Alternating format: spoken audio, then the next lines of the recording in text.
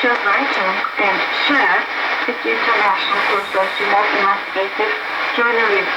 A Geneva prosecutor said on Thursday he had launched a criminal inquiry in connection with the takeover. Ukraine insists to push towards EU despite Dutch rejection. Ukrainian President Petro Poroshenko said on Thursday this country will continue moving towards the European Union despite a resounding rejection by Dutch voters of a treaty on closer ties between the European body and Ukraine. Under any circumstances, we will continue to implement the association agreement with the European Union, including a deep and comprehensive free trade agreement, pushing for told reporters in Tokyo. We will continue our movement towards the European Union, he added.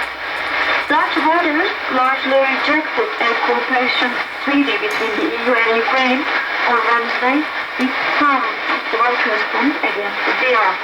The Dutch news agency ANP projected, adding that enough people had taken part for the referendum to be valid. Meanwhile, European Council President Donald Tusk said the European Union will wait to hear what the Dutch government will propose doing about the rejection in a referendum of an EU-Ukraine treaty. I will continue to be in contact with the Prime Minister on this, and I need to hear what conclusions he and his government will draw from the referendum, he added. And that was the news brought to you by the Voice of Turkey.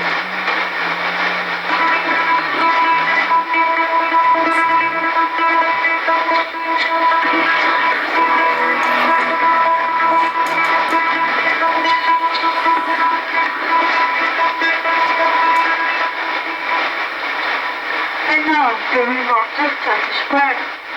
In Shafak headlines, terror organization PKK backs Armenia in reporting recent clashes between Azerbaijan and Armenia in the occupied Nagorno-Karabakh. The daily says PKK has sent its well-trained militia to back the Armenians in the occupied region.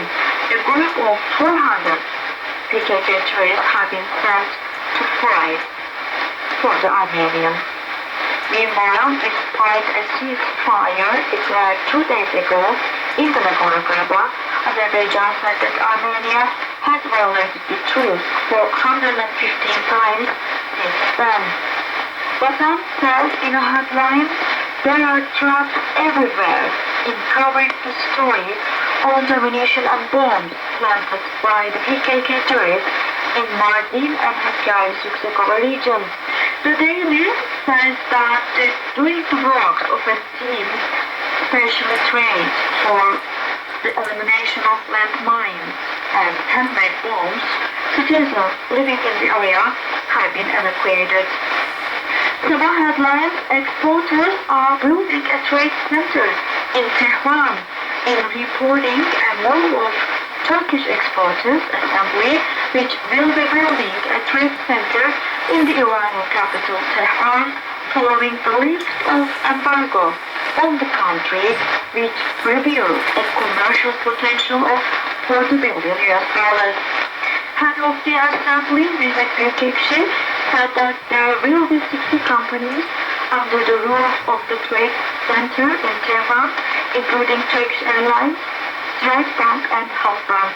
He added that more Turkish trade centers will be built in Dubai, the US, China, Japan and Europe. Habertürk headline, Turkey is present at the border gate. In reporting, Turkish special security company called TAV Security Services, working for airports, flies in Turkey and flying abroad.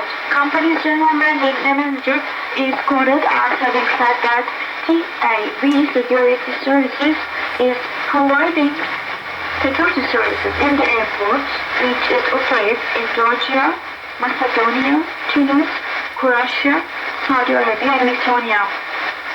Police says Turkish Airlines realized the dream of a little girl named Lizzie who suffers from a rare disease called Usher syndrome.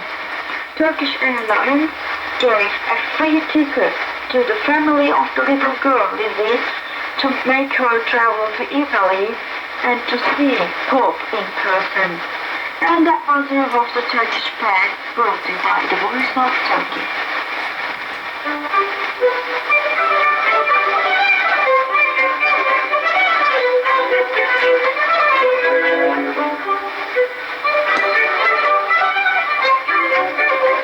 Turkey's cultural treasures.